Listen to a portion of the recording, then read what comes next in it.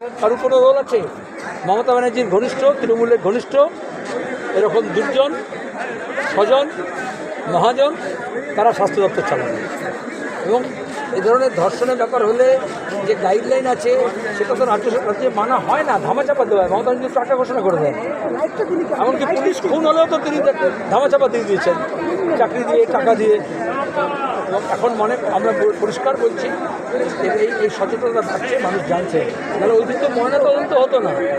ওরা যেভাবে বলেছিল আত্মহত্যা করেছে বা সাসপিশিয়াস কন্ডিশনে মারা গেছে পুলিশ বলেছিল এবং হাসপাতাল বলেছিল, তারপরে কোর্টে যেতে হয়েছিল, শিয়ালদা কোর্টে, এখান থেকে নির্দেশ আসে, তারপরে ময়নাতদন্ত হয়, তবে ম্যাজিস্ট্রেট থাকে, তবে ভিডিও হয়, তবে একজন এক্সটার্নাল লোক থাকে, একজন বাড়ির লোকজন থাকে, প্রতিনিধি থাকে, তারা তো সবই ধামাচাপা দিতে।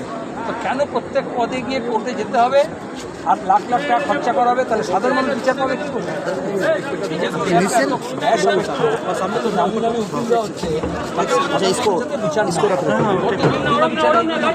আজকাল জেলে আছে আর শত অপরাধ ধামাচাপা। আরেকটা তারিখ